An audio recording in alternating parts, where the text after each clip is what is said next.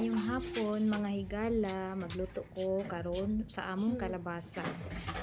Og before day ko magluto sa among kalabasa, tugutis ako nga magsuroy-suroy dinhi, magpusing-pusing dinhi sa among garden nga inangkon bitaw. Tadang! Joke ra to ha. Og karon nag-ipon ako sa among kalabasa ha. Ako ana jud ning tinanom.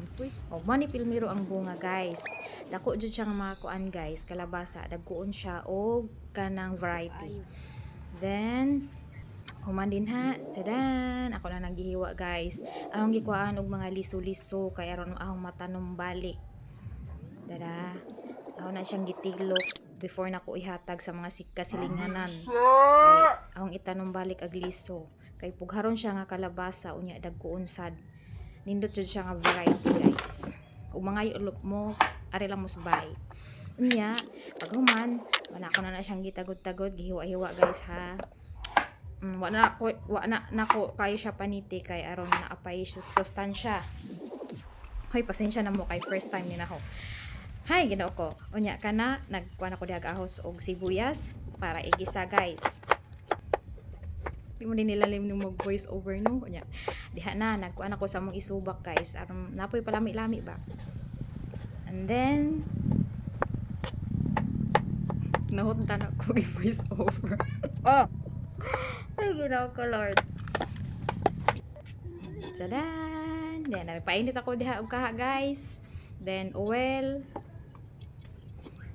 Yan. Nagisan ako diha sa kanang sibuya, ahos di ay. Kay primero ko nung ibutang, ahos man. Kay aron ko nung humot. Kay sayo, ginoo ko. Kaya sibuyas na yun, guys. Ay, the Lord.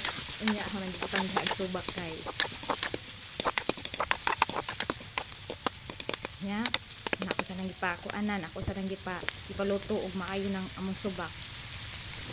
Then after that butang ang kalabasa. Then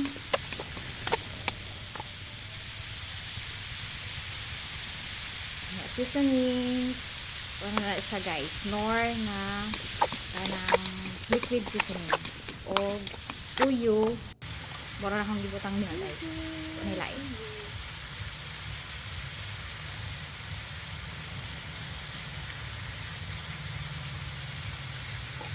Pasensya naman sa camera.